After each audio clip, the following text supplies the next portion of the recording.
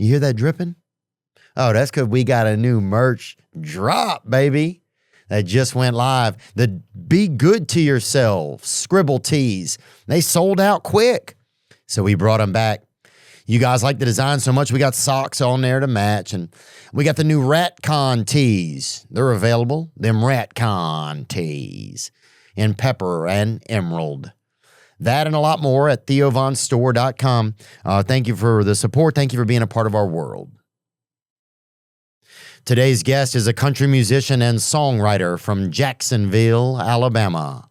His new album, That's Just Me, is out September 18th, and he's currently on his Cowboy As It Gets tour. Just a reminder, you can watch video versions of our episodes on Spotify as well, if you didn't know that. I had a time with today's guest. I'm glad that he brought the humor, Mr. Riley Green.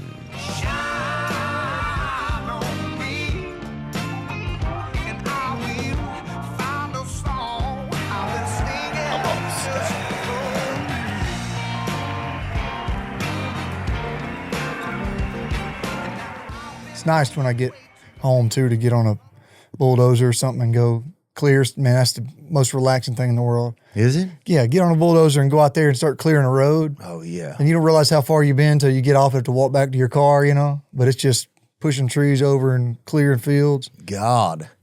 Yeah. Except the animals are like, here comes, look, we love his music, but this guy's. Yeah, well, that's pretty fair. Of course, I'm making like a field. I'm going to plant some food for them, man, you know? Okay, so so some of it's just rezoning for them. Yeah, that's all. Yeah, all it is just, It's like, look, guys, we're kind of. I'm not going to put a parking lot or a Kmart there. It's going to be like, it's a field.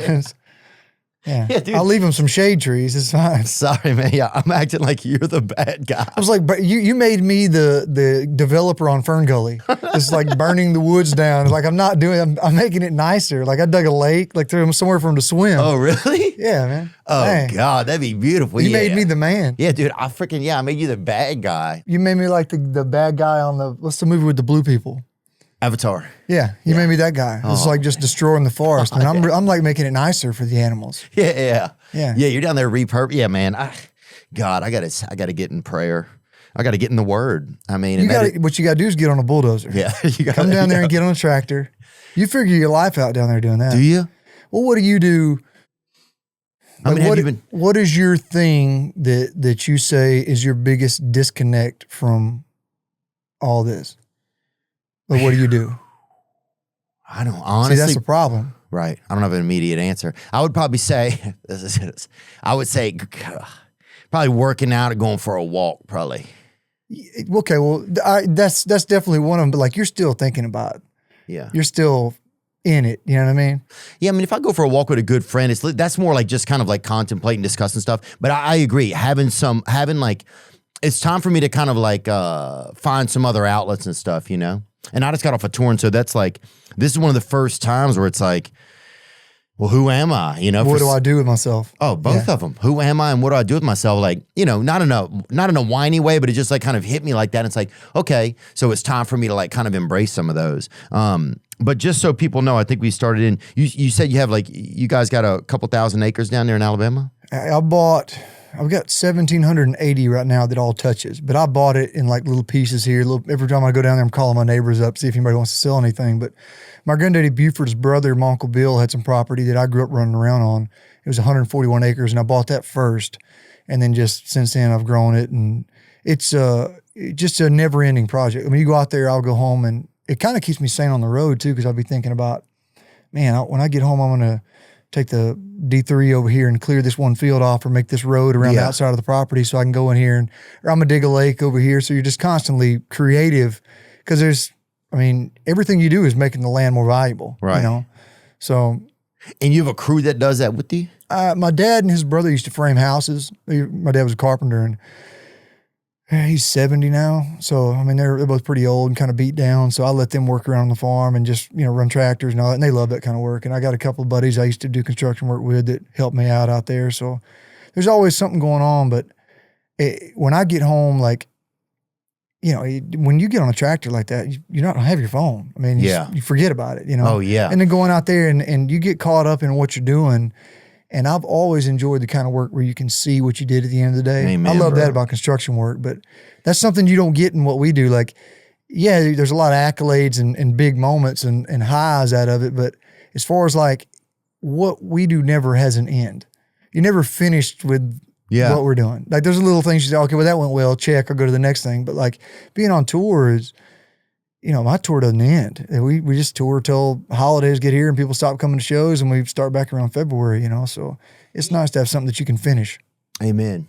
Yeah. Having that justification, like just like looking back, seeing something, the day is done, the sun, you know what I'm saying? Like that you can feel the evening coming in, you're like, okay, that's time. Yeah, I used to work on a soybean farm over there in near like Vidalia, Louisiana, right over on the Louisiana-Mississippi border over there. And those are some of the best days, man. It was tough work, but you like, I still go back and frame a little bit with my buddy, build a house just to remind myself what it was like. Yeah, dude, I just loved whether they had me painting or just like moving seed or just like cleaning spray rigs, just whatever it was, man. There was just something like, there was something real rewarding about it. Well, and you could also, like I could be hungover or whatever it was and be having a bad day and I could get through a day at work doing that. But this, you have to be happy every day. Yeah. I mean, you got to at least act like you are. Oh, yeah. I can't get on stage and, you know, be upset. I got to be enjoying myself because everybody's there to see me and they want to see that. So it's nice to be able to go over and kind of cut loose on something like that. Well, look. Welcome to this podcast, dude, because I've spent probably a third of my life whining on this bitch about shit. So I'll whine with you. Yeah. All right, cool, what do you want to complain about? Yeah, dude. I know one thing I'm going to complain about on this podcast. You have no coffee maker here. Oh, yeah, we don't have a I'm sending you one. I'm on it right here. You were in my kitchen. Yeah, you saw I don't have one. I looked through every closet in your house. You don't have. There's not one here. I looked through all your stuff. Dude, look, I ain't making coffee in the closet. I'm not doing anything in the closet, dude. I'm out. Yeah, you're out. I like women. But the last thing I'd be doing in there, dude, if I'm in the closet so long that I'm making coffee in there. It's in a while, yeah. Yeah, I guess I'd be. Yeah, but sometimes you have a tough time picking out an outfit or whatever. Did I just say outfit? Let's keep it moving. Outfit, yeah. Shirt. Yeah. Picking out a shirt. It really is a shirt. What made you pick that one today? I tried on another one. I took it downstairs. It was just, felt a little more formal. And then I was that feels right. I feel like that. I took it like you wore that because I was coming. Well, I appreciate it. It just felt right, man. Yeah. Dude, you remember I saw you, good to see you, man. Yeah. See you, man. We're doing this interview backwards. Thanks for coming. Yeah, dude, this is how it goes in here. By the way, I'm Riley Green. Yeah. Ladies and gentlemen, Riley Green. This past weekend. Thanks for coming, bro. I appreciate it. Dude, we've been talking about doing it for a while. Yeah, we have been. And this is good, man. And I saw you. Remember, I went to your surprise party. You remember that? Yeah, but I don't think you were invited. Technically, true, dude. Yeah. I think you came in and got a piece of cake and left, honestly, is what happened. Okay, that could be true. But I remember, though, like you weren't in I don't think a surprise party. I hated it. Yeah. I don't like surprises. Yeah. I always... Because I walked in, I don't know if it was your sister, somebody's like, you know, sometimes over there at Losers, they'll be like, yeah, you know, it's a Riley surprise party, you know, we got to go. Well, don't say sometimes, like it happens a lot. That was the one time that happened. That's a good point. That's a good point. Sometimes Riley's having a surprise party. No, and it'll never happen again. But sometimes you'll be there and they'll be like, this is going on there. So we got so people will make like the Mecca or whatever, the you know, the journey over to your bar, which is right next door. Yeah, but you had to go in the back door. You had to sneak up the back way. I'll come at the back, but you were heading in. So they're like, yeah, it's a surprise party. Don't say nothing. I'm like, I'm not saying nothing. I don't even know him that good, you know? And then we all walked in and people yelled surprise at People thought you did. You were at my surprise party. It was true. Yeah. I thought you planned the whole thing. People thought I was in it, man. I'll give my management. I picked out the cake, you know. It was great. I mean, you ate some of it. I took 2 pieces out. Sounds right. Okay, this is no joke. You literally got invited to my podcast, my surprise party last minute, walk in, take 2 pieces of cake, and leave. Yeah. That's what happened. Amen, brother. Yeah, that's cool. When we got in there, I was like, well, shit, if he don't even want to be at a surprise party, then I'm going to head on. You know? I just don't need to be surprised to enjoy something. Like, for me, I don't get to see my family and friends that often. I'm traveling all the time. So if you gathered everybody, just tell me. Yeah. And we'll go over there and it's enough that they're there. Yeah. You know, I give my manager a hard time because I won an ACM award in 2020 and they call me and they're like, hey, you need to do a Zoom with the label. And so I don't have the computer, so I go over to their place and they got it all set up and there's my president, my label, and the vice president, everybody. And I'm like, all right, what are we talking about? And then Keith Urban comes on. I was like, hey, Riley. I'm like, hey. He's like, You want to come to, what are you doing on August 8th or whatever? You want to come to the ATTN Wars? And I was like, yeah. And why's he asking you? Well, because he was the host, I guess. But my point is, why didn't they just tell me? And I could have been like, oh, like surprised. Oh, then there was all these articles about how Riley Green won an ATTN award and couldn't care less because I just was confused. Yeah. So just I can act surprised. Right. But yeah, tell me about it. Yeah, tell me a little earlier. If you tell me 10 minutes early, I'll just be like, yeah. I'll be like, oh. Yeah. That was good. I believe that. You did? How you looked when I got here. That wasn't That's how you looked when I walked in. Oh, now you're coming. Well, what about me and you trying to schedule this was really stressful for everybody involved. You know what? Everybody in my team's like, so are you doing it? I was like, hell, I don't know. I think we just said we should do this. Well, we were supposed to do it. Here's what was happening. We did. You and I decided we're going to do it. Yeah. Your schedule also got different because you now are heading out to LA because you're working on The Voice. The Voice now. Yeah. So that started to happen.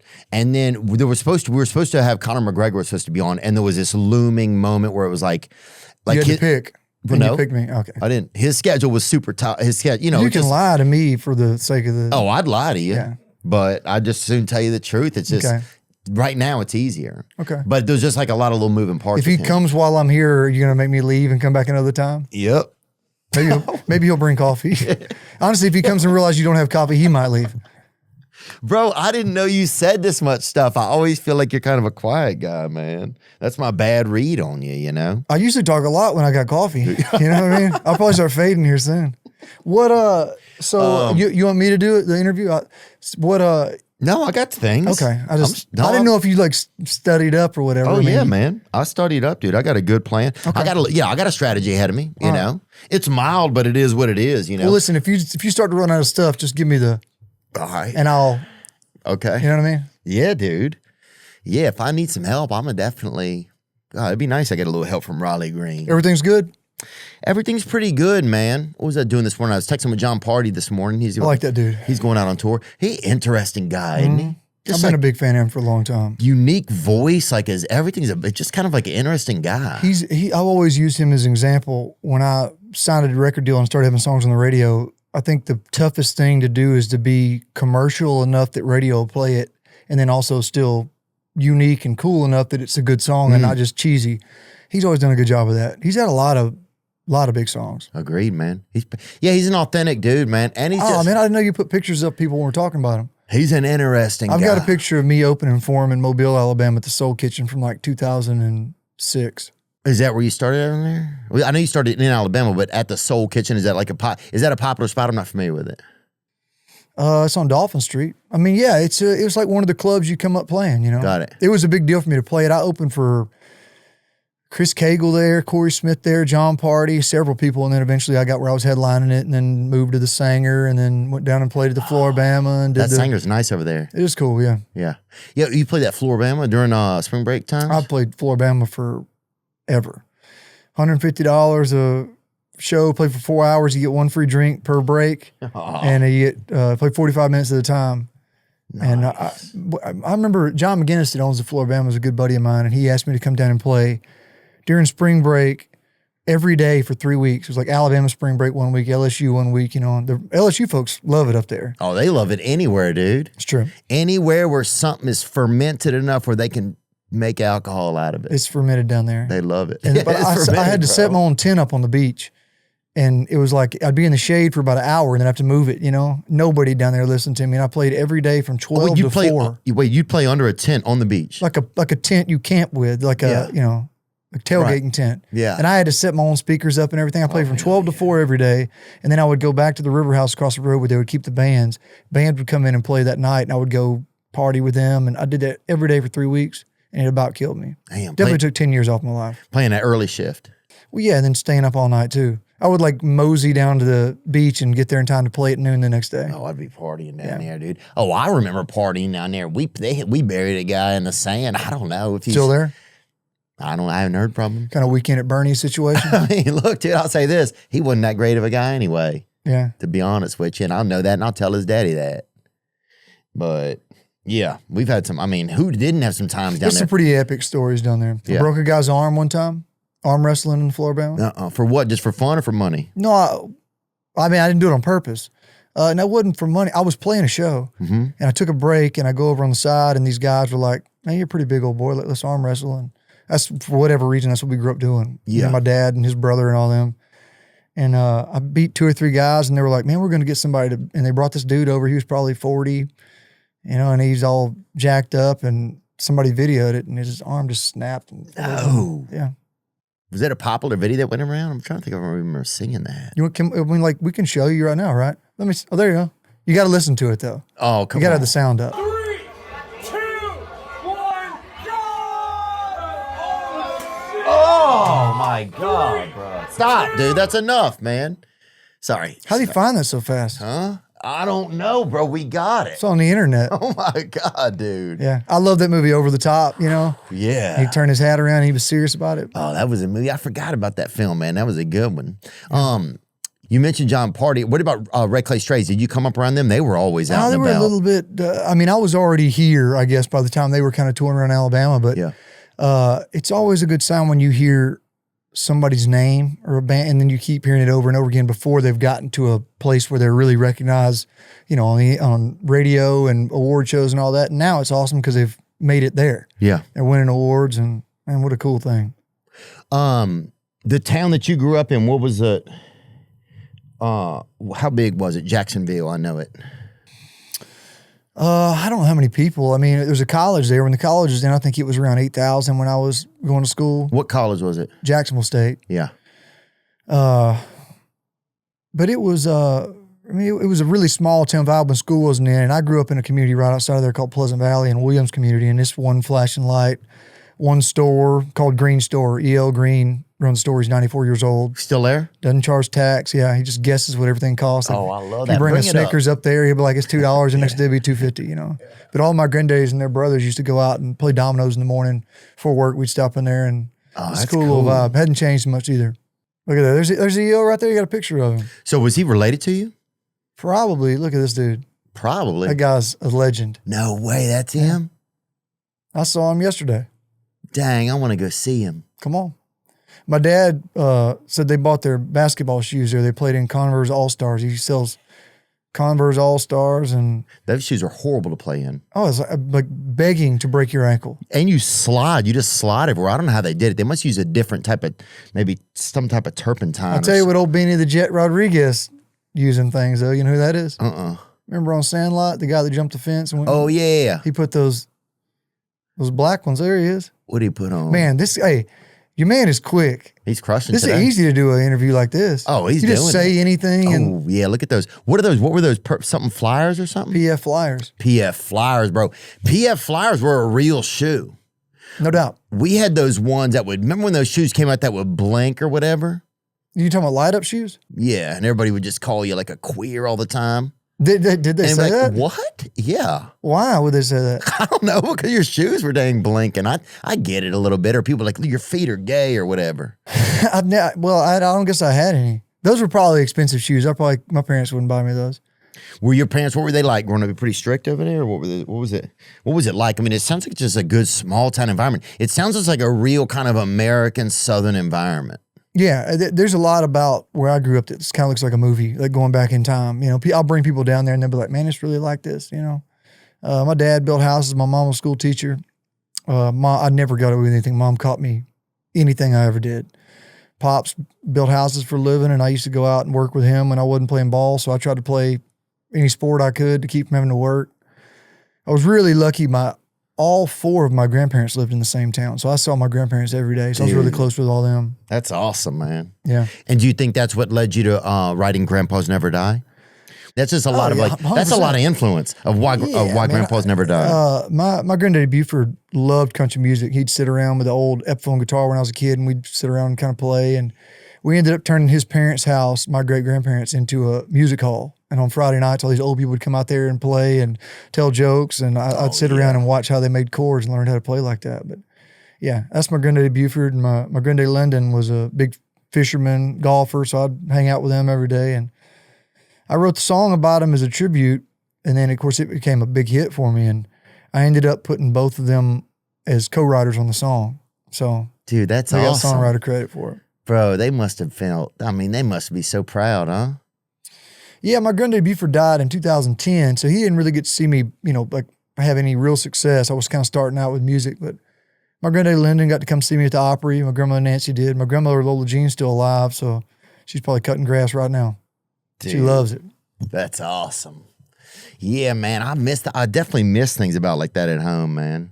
Dude, what if grandpas never did die? You ever think about that? Like, because there would be some side effects of it. I mean, there would obviously. Okay, so everything in that song, there are side effects too. There's if every road was named Copperhead, yeah, it'd be really hard to get anywhere. Right. Okay, really confusing, you know? Yeah, that's a good point. Coolers never ran out of beer. People, alcohol poisoning. Yeah, people would be, and then they'd be out on the roads. High school home teams never lost. Everybody'd be 500 at the end of the season, you know? Yeah. So there are problems. Like, if you want to just pick apart the songs that I write, we can. But I'm not picking it off, man. I wish Grandpa's never died. It's first of all, it's one of my favorite songs. Thank and you. Second of all, but no, I do think like, if they never died, first of all, inheritance would never start. That'd piss some people off. Yeah, but only people with rich grandpas.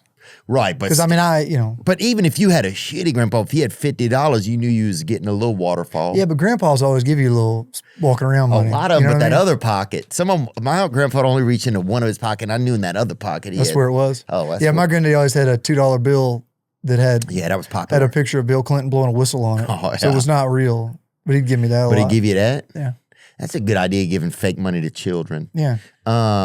Well, it keeps them out of trouble. Yeah, that's a good point. Yeah. Yeah, what if grandpas, I'm trying to think of just some other interesting facts. If grandpas never died. Just like if they never died. So a positive, I think, would be the things that I do miss about that generation was like, they were hard workers. Yeah. I always say I was kind of the last generation to like work with my dad. Like my buddies didn't. But like, now, I mean, I don't know that people get out of high school and college and really have to bust it anywhere. There's a certain amount of like work ethic that's lost a little bit. Well, yeah, I think, and also a lot of the trades. I mean, one thing, like we've had Mike Rowan here a few times, and he talks a lot about how there's not enough viable tradesmen right now. Like there's jobs, there's just not people that can fill them that have the skill sets, Yeah, like we could be working and we're just talking. Yeah. Also, I thought Mike Rowe lived in my house for most of my childhood. My dad watched Dirty Jobs and Deadliest Catch every day. Oh, dude. He was just in there. Yeah. Listen to his voice. It makes you feel like you got to fill out a job application. Every time I hear Mike Rowe's voice, I'll fill one out online. Yeah. Or I'll buy buy a sack of Quickcrete or something. Just in case. I just feel like something could happen. See, that's what I'm talking about though. You go down to Alabama and you get up and you're like, man, you know what I'm going to do? I'm going to build a little pen and buy some goats. And then you just go to the store and you make a list. And you make it happen. And then you go and you dig the holes and like, you're not thinking about anything else when you do that. Yeah. Oh, dude, I think I do think with society, sometimes we took a very errant path out into like existence, like this, like, and I think there also became like a greed, there's this, a greed has a lot to do with that. I think when somebody wants to keep leveling up, but I think we will look back at some point, or generations in the future will look back and be like, man, we were missing out on a lot of the things in life that really mean something, Well, yeah, I mean, it's social media that's caused it. The amount of comparison you have to somebody else. Yeah. Also, let's talk about how you were talking like a couple of grandpas now about the younger generation. Like, man, these kids now, they don't know, man. They don't know what it was like, I mean, like when I was growing up, I had a phone. It didn't do anything. Yeah. You could call. If you wanted to send a K, you had to press 6-7 times, like it was tough. And I didn't have social media or anything. And now all they've known is, and I remember people I thought were rich growing up. Oh, yeah. But now everybody seems rich. There's like a handful of people that had money in my town. I was like, man, those big time, Oh, dude, if somebody had a garage, dude, we had this one kid, Jeremy, and it's always Jeremy. He got a garage. And we were like, look at this mother. We couldn't believe it. But then, dude, 2 days later, we're over there just doing the door up and down and running back and forth. Oh, it had an automatic door? Yeah. Oh, that's wild. He got the real deal, dude. But yeah, man. Dude, what was I reading the other day? That the first 911 call was in Alabama. Did you know that? Domestic dispute. It could have been domestic. I think it was two people fighting over a baked bean recipe, probably. I mean, I don't know. I bet they didn't get it. Yeah. You know what I mean? Yeah. Oh, lips are sealed down there, brother. Oh, yeah. Try to get a recipe in Alabama. How dare you? They wouldn't, the government wouldn't unseal it. That's not hilarious. on our watch. Haleyville, Alabama, 1968. There you go. The very first. We started it. We launched the standard across the United States. I don't know if that's good or bad. Like things were kind of getting a little rocky down there. Like, look, we got to figure out a way to get help over here quicker. Or it could have been, dude, it could have been just, look, somebody's like, there is a guy over here just hugging his sister in in the worst way. Nice. Yeah. I mean, there's just, hey, yes, officer, there is a man over here. I mean, and he is just hugging his sister.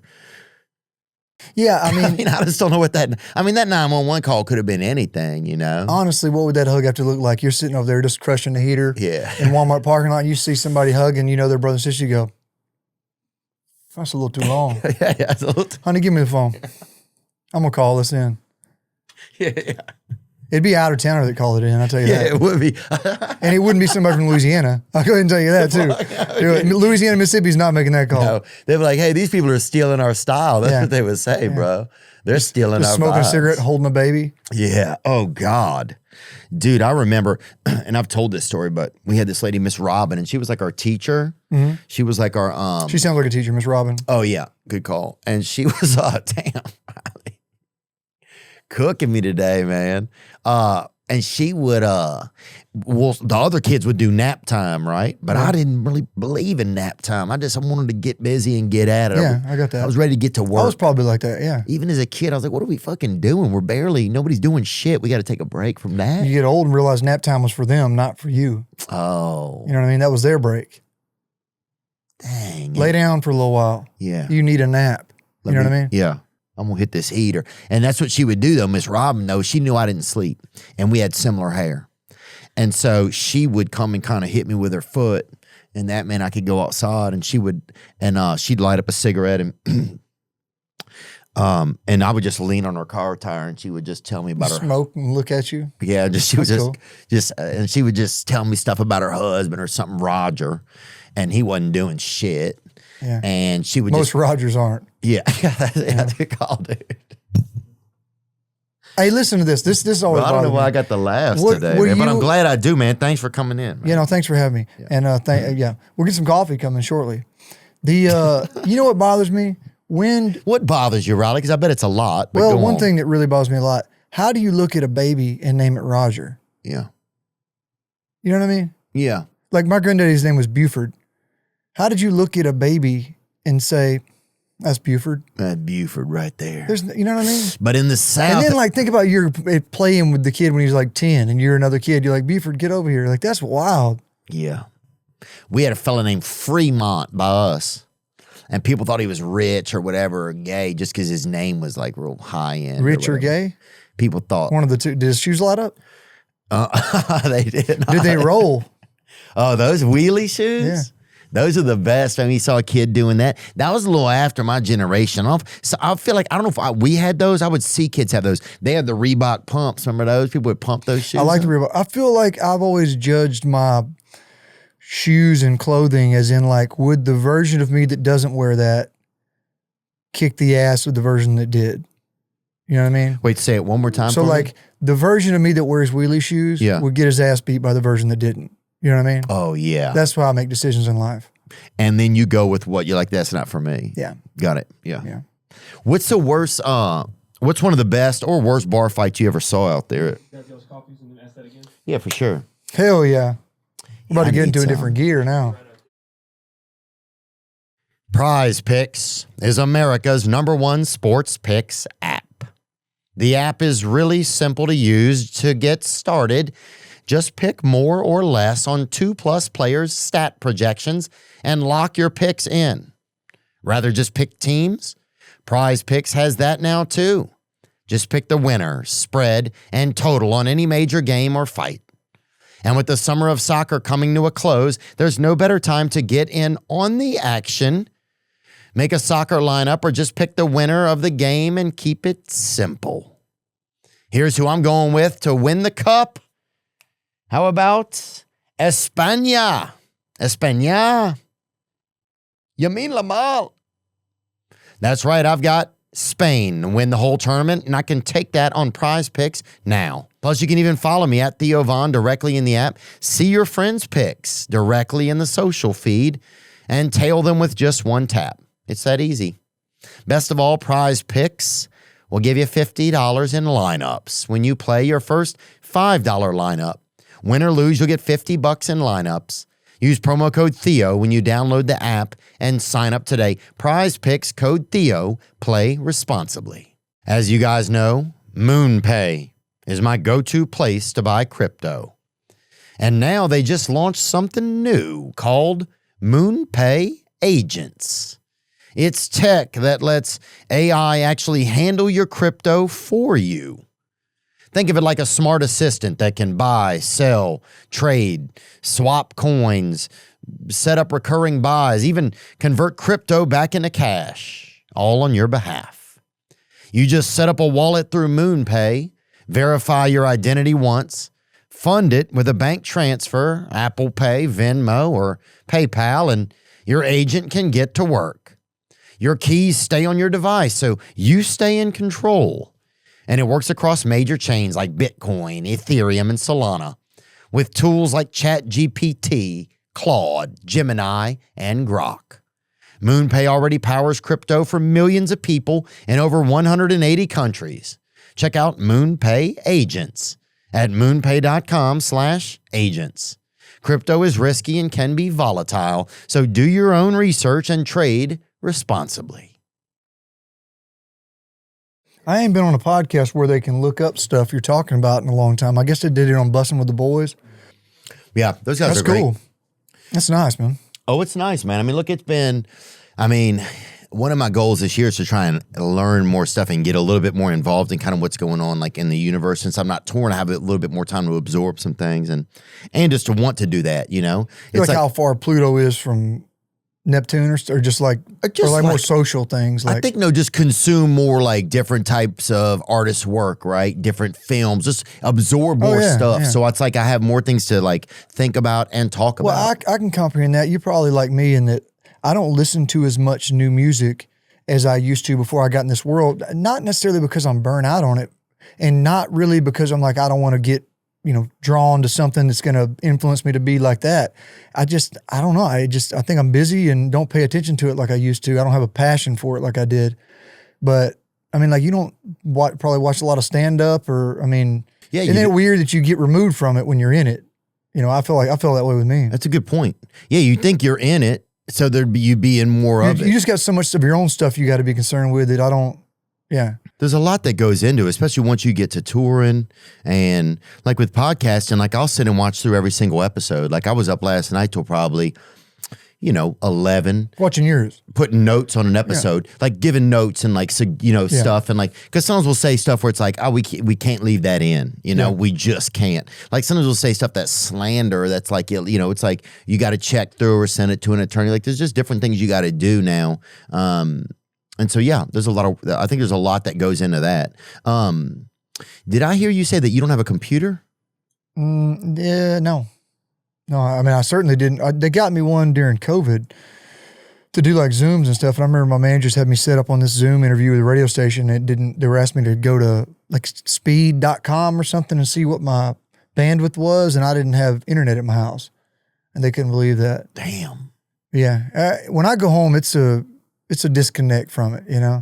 And except when I do like photo shoots or interviews or something down there, it's nice. I've started steering people that way because every time I did a shoot, we'd like rent an old truck or we'd go out to some farm somewhere and stand in front of a bunch of cows. I'm like, man, I got all that in Alabama. Let's just do it down there. So. Yeah.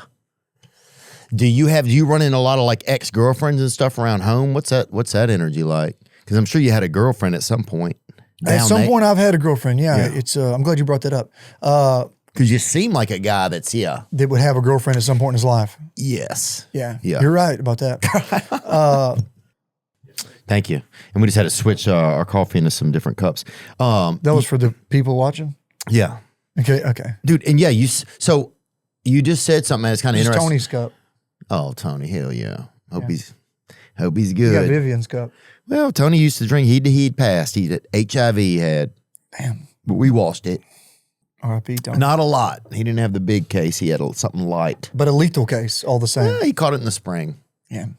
So you don't get you catch that winter HIV, baby. It'll climb up your legs. Starts at the toe. Yeah, and then it comes looking for you, dude. Sorry to get that. What a horrible thing to talk about. It is. We're joking, obviously. No, yeah. I mean, no, if people haven't figured that out by now. But They thought we were being serious when you explained the coffee thing. That's like, that seems like something a serious podcaster would do. Well, you have to remember that some people can't see it. Some people just listen. Half of our audience is just listeners. Oh, you're going to want to watch this one. So, yeah, half our audience is just listeners. So it's like you got to kind of explain stuff sometimes. It's like we just do a cut and we swap chairs. I'm like, hey, we're right back. We had to swwap chairs. You know what I mean? Yeah, you got We had to move this plant. You gotta different plant in here. Dude, one time I got so high in Taking pot. in California. Yes, I was smoking weed, and I called down to I got back to my room. It had been a long day. I called down to the front and I said, somebody put a bunch of plants in my room while I was gone. Right, and they're like, excuse me, and they're like, I said, somebody. There's a bunch of big plants in there. Said somebody put a bunch of plants in my room while I was gone.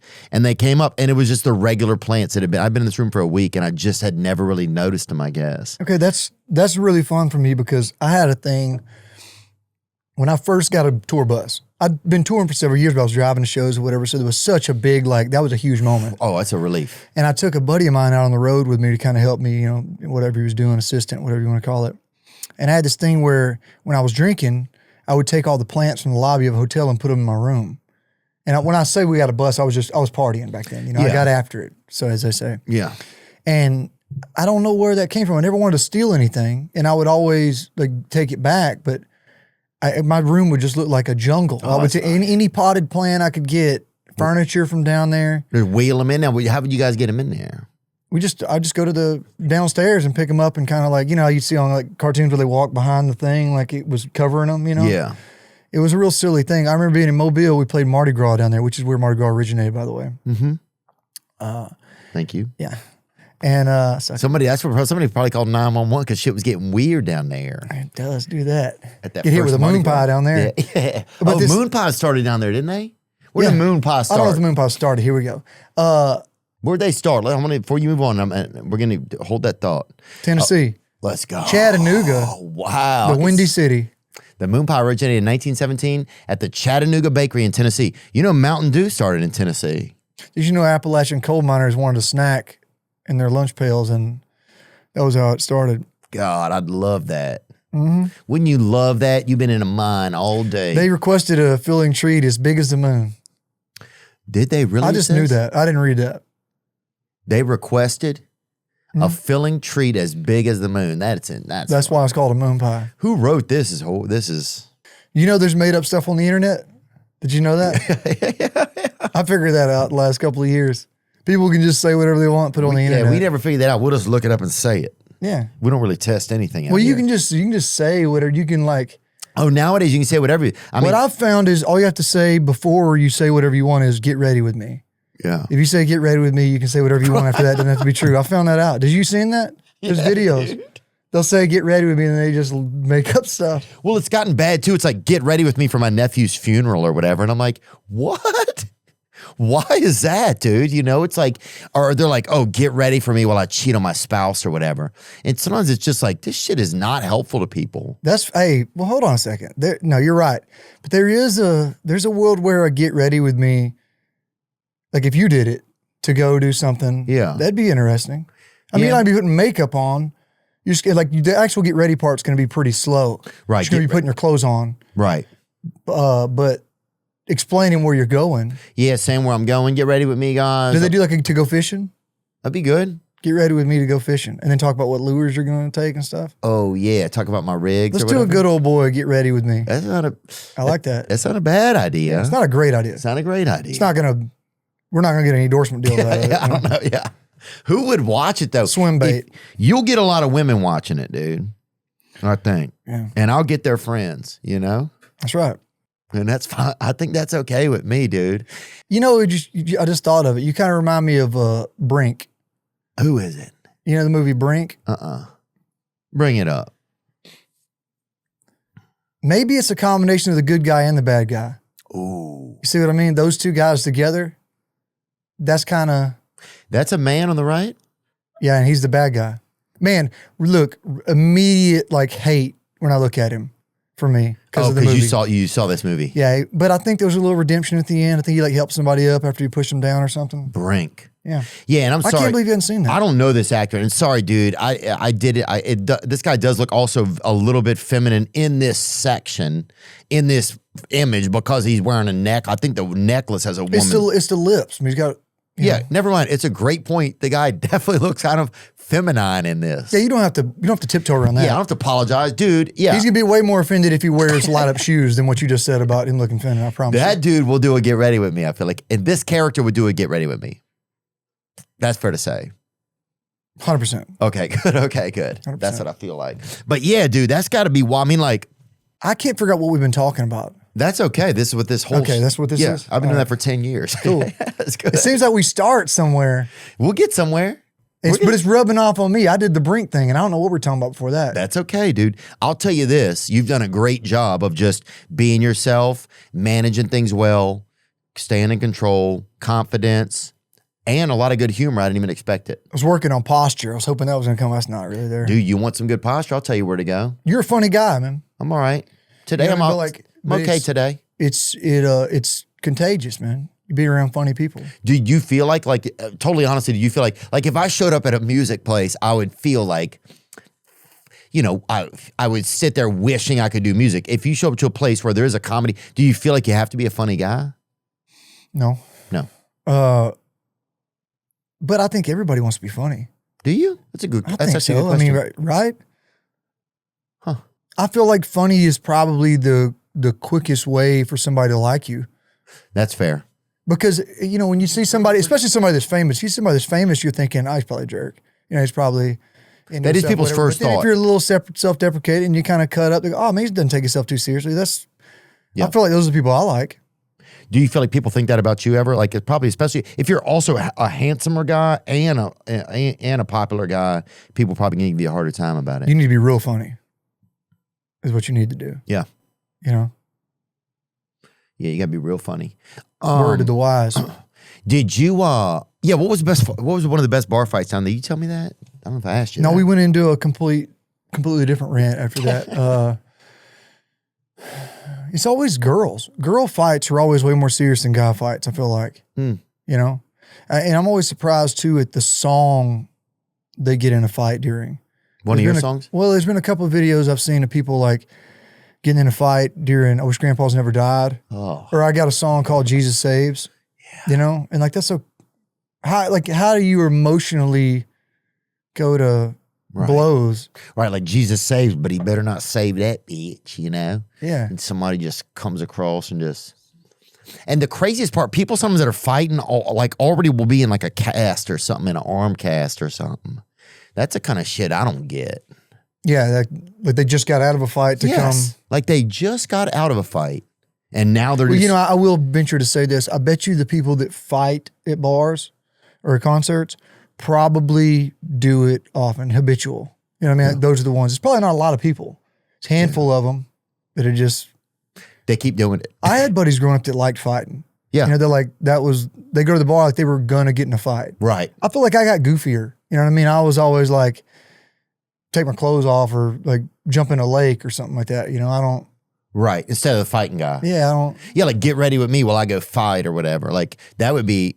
Put an eye black on. I'm Yeah. about to go kick somebody's ass. Yeah. I'm about to go to a concert and fight somebody I've never met for no reason. Get ready. Okay, now I'd watch that. During Jesus Saves, get ready with me while I beat Also, somebody's what would ass. you wear if you were going to get in a fight? Think about that. You get dressed for a lot of things, knowing that there's a potentially maybe you meet a girl. It's a good question. So you put on something maybe a girl would like. I know what Or I'd maybe wear. it's going to be hot. Well, let me or tell you're you. going to be comfortable. I'll So tell what you would right you do now. if you were going to fight? It's a great question. Thank you. Boots would look intimidating, but they wouldn't be as good for a fight as tennis shoes would. I agree. Roller shoes would not be good. Light up shoes might distract them. But roller shoes might be good. Say if you're on a hill, hit the guy, and then you just don't wanna- activate them and you roll right downhill and you're home. You're back at the house. You know, if you had a strategy No, like that would be good if you were going to run from a fight. If you were going to try to escape a fight. Like you think somebody's going to kick your ass at this place you're going, wear roller shoes. Yes. I got to go. I'm out. Yeah.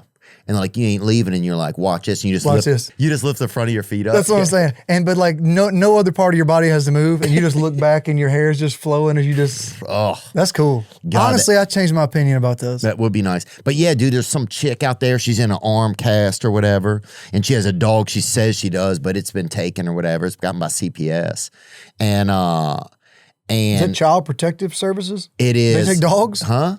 They take dogs. Oh yeah, they will. I mean, if you're not being a good, but she says she has a dog, but it's gone. Yes, and she got a cast. Yes, or I feel like I'm there now. And she's like, "Get ready with me while I go over there, over to I'm getting my dog back." Yeah, over to Snooker's Tavern or whatever, and I'm beating somebody's ass after dinner tonight. Yeah, and then she probably puts on nice earrings. Yeah, I guess just so you can take them out, because that's intimidation right there. That's a move, dude. Think about it. Police. Honestly, I wish. Yeah. I wish I had them just for a. Would you ever wear earrings? Think about this. Did you ever have your ears pierced? Me and you in the bar, and we just disgruntled. You know what I mean? We're just disagreement. I don't know what it is. I can't even imagine, because we're good old boys. But let's just say we're not about it. Same girl or something. Yeah. And we're like about to go down. I'm like, are we doing this? And you're like, hell yeah. And I just. And we're going to fight each other? Yeah. I mean, wouldn't that do something for you? You're going to get her. No. And no judgment or anything, but you're going to get her. Like, I would rather be like, you're going to get her. And okay, but this is just a pretend thing. Okay, it's just a pretend thing. Sorry. Yeah, you know what I mean? Okay. You're mad at me. Okay, and you take your take your earrings out. I'm like, oh shit, like he means about it. To go down. Yeah, he don't never take his earrings out. You know, he didn't even take them out when we went on the water slide after senior year or whatever. See, now it makes it hard for us to be at a fight because we were hanging out senior year on a water slide. That's a good point. But you didn't take your earrings out then, dude. If you're taking them out now, you're here to beat some ass. Yeah. Huh. Yeah, dude, I think if I got in a fight, I thought about this now, I would wear a nice suit. Because the story after would be like, man, you see that dude in that suit beat that guy's ass. He beat his ass in a suit. Yeah. That's cool. And then he went to work probably. And then he went to work. See, I was picturing it like a wedding suit, like a tuxedo, but you're talking about like a suit like you work on Wall Street. I'm talking business suit. Yeah. Or just work on any street. Like some people, people used to get dressed up a lot more than they do now. Think about that. Think about the fact that on a daily basis, every day, people would get people took there was a lot more, I think, care and concern about how they looked. Bring up some images of people, how they dressed, say 70 years ago. I didn't grow up around that. Well, not for us. I'm talking about two generations like in earlier. City or something. Yeah, I mean, no, I think I feel like a person that dressed nice, who had a nice job when I was growing up, was like the bank president. And he just wore a polo shirt with khakis. Yeah, like my mom wouldn't let me wear that to church, and like that was fancy then. Oh yeah. But look at people dressed, I think, snazzy. Do you think that's true? Maybe I'm just kind of romanticizing it. Well, I will go along with like the whole, like sweatsuits to the bar. That's what I'm saying. It's gotten pretty casual. It has. Like there's even men's shoes at Alo or whatever it's called, ALO. And it's crazy now. We're so dumb. It's ALO and I don't even know how to say it. What is it? Yeah. Yeah, I don't know. I agree, dude. What is it? But Halo. But yeah, I'm just trying to think, was there a bar fight that stood out to you over there? Like, is there one that stood out? Because that much time at Floribama, dude, that's a lot. Because Floribama was always a place you could get. I never saw a lot of fights down there. Yeah, you could get your stomach pumped, and you could get a lot of splinters. It used to be a place you get a lot of splinters at. You could, yeah. Like everybody in that bitch had a splinter, dude. If people were doing the stanky leg, 40 people would get a damn splinter in there. There's a vibe about that place that's very, beach bars too got a little more like Jimmy Buffett, laid back. Let's all get along, have a good time. Yeah. So it's God, that's good stuff. It really is. I do remember. I was in Louisiana. I played at the Texas Club. Mm-hmm. Down here in Baton Rouge? Baton Rouge, yeah. And I remember I was about to sign a record deal. I had somebody from a label down there, and I was horribly sick. Like, threw up for the show, like, just trying to get through it. It was one of the worst right before show sickness I've had. And somebody got in a fight during the last song. And I was like, hey, y'all knock it out. And I couldn't get their attention. They were still, going at it. So they were close to the front. I took my guitar off, and I poked the guy in the back. And I was like, hey, let me play one more song. And then we'll all go out back and just beat the shit out of each other. And everybody just cheered. The two dudes were high-fiving, and then we went through and got the song done. Oh, that's great. Yeah, that's what because some people just want to plan. You know, some people just don't know how to. They're like, well, I guess we'll fight now, and it's like, yeah, you come along with a little bit of strategy for people. Some people will follow suit. When a leader shows up, people will follow. That's what's kind of wild sometimes, you know. Even in an instance like that, I think. Well, it's a little bit of like you go at somebody in a like high situation with a little calmness too. Okay, listen, you want to fight? Right. We can do it. It's fine. Yeah, let me give you a Just little. let me. I got this one more song. Yeah. Let me play this song, and then back to the fight. And they're like, "Oh, that's reasonable. Yeah. Just be reasonable." Yeah, be reasonable, dude. What was I looking at? Oh, I saw you like you do a good bit of hunting there. Do you hunt out on your property out there in Alabama? I do a lot of turkey hunting out there. I usually go up north deer hunting. What do you think about turkeys? I think about them a lot. You think they're one of the best birds or not? We had Steve Ranella on here. No. He I mean, loves the them. best bird to just in general. Steve Ranella gave him top bird. He said For what? Like, what He said that's stipulations are you going by? They don't fly that good. yeah. I agree with you. What I'm saying is he said they were the best bird, and I said, well, look, Steve, I begrudgingly kind of like supported him because he was going through it when he said it. For just because we're so close to, And there he is with one right there. Oh, he loves them so much that one looks dead. He's got to be talking about hunting birds. Like I would think like an eagle's an easy win for best bird. Trevin, what do you think he said? He said that bald eagles, despite being America's bird, they're scavengers, whereas turkeys are highly intelligent. Their heads change color based on their mood. They do that? Yeah, so he was all about it. Yeah. So, but then he's also deceasing them. So that's kind of an interesting concept. But he loves Turkey's the most challenging bird to hunt. Yeah. By far, yeah. I hunted turkeys for 2 or 3 years before I even got close to killing one. Really? Yeah, my dad didn't hunt. I kind of just taught myself how I just was interested in it. And yeah, like they're tough, especially down on those eastern birds down there. They're tough, man. We went and hunted some Osceolas down in Florida? Yeah. Yeah. And it was interesting, dude. It's a little different down there. So it's flat. When you're hunting in the hills and mountains, you know, you got a bird that's calling, you're calling to him, you think he's right there, but he's 2 ridges over. He's not, you know what I mean? You got to know how the land lays, and you think he's going to pop right over top of the hill, and he walks around the side and spots you before you see him. It's tough. Yeah, I think maybe the place we went was a little bit easy. It might have been like sort of like a beginners or like summer league or whatever. That was you and Caleb? Yeah. You're on Michael Waddell. Well, Michael Waddell. Yeah, y'all were goofing off. I saw that. They wouldn't even let me have a gun. Mm-hmm. So I thought that wasn't cool. I get that, yeah. But then the second part was, dude, what did you wear? You put camouflage on. You're like you're going to the city pool. I did well. First of all, they did not even send a pamphlet or anything about what we were supposed to wear. They gave no directions. But they had some stuff for you. Yeah, they had some stuff down there. And it was good, dude. The food was great. We had a great time. But I agree, it was flat, so that's an easy place to shoot them. And, dude, so we were out there, and we maybe saw some or maybe didn't see some. I don't remember what happened. But afterwards, we're leaving, and there's like a couple, like the game's over or whatever. It's like around 11 a.m. There's a couple turkeys just hanging out in the ditch, right? And like, you know, it's over. Like we were over there hunting them, and we happen to just see some over here. Yeah. It's like, you know, like they're in the locker room. The game's over. One of them has a towel around his neck. You know, one of them's texting his wife or whatever. He's not worried about it. Yeah. Like, one of them's taking his feet off. You know what I'm saying? One of them's taking his wings off. He's just a fucking sparrow with a fucking morning job, you know? But we got him. Yeah. And fucking, they're like, let's shoot him. I'm like, dude, the fuck? That's not fair, you know? Yeah. Like, I just want to be a fair challenge. That's the thing sometimes with hunting. I had a great time. I would like to go duck hunting is something I would like to do.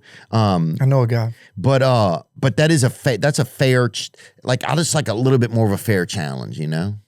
Well, you go out in the woods, like at my farm with a call. First of all, you got to figure out how to call. Yeah. You camouflage and you go out there and like try to kill a bird on your own. It's tough, you know? Like with no weapon? No, you could take a weapon. I just mean like calling one in is not the easiest thing to do. And then you almost have to get busted by one to know how well they can see, you know? Oh, that's pretty crazy. Like we'll have one sneak up on you. Yeah. And turkeys, because they're not going to come in the way you want them to. You know, you go and you pick your spot, but he's going to try to come in where he can see you from as far away as he can, you know, wherever that hen is that he thinks he's going to see. Yeah, they kicked my butt for several years. Yeah. Yeah, I saw that you call them. You do a call? Mm-hmm. Can you do it regularly? Can you do it right now? No, I mean, I use a diaphragm, or I got a slate call, or what's a slate call? You know? No, that's something. That one's fucking, yeah. That wasn't good. That's from Key West, I think. But let me try it one more time.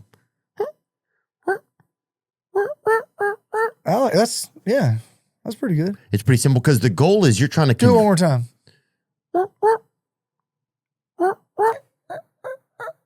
Yeah, that's better. That's it. See how you use your chest? Yeah. That was good. Yeah. Say with your cool. chest. That was good. Yeah. That's cool. Yeah, that's nice, man, dude. And when people get out there with those calls, I love guessing what different birds. There's so many birds out there. It is kind of interesting how some birds you can hunt them, but so many birds you can't hunt them. Yeah. Do you think that is these taste good kind of thing? Because I've never heard anybody that'd be like a cardinal's delicious. You know what I mean? Like, Right. those birds don't have a lot on them. Turkey's got a lot of meat on them. Yeah.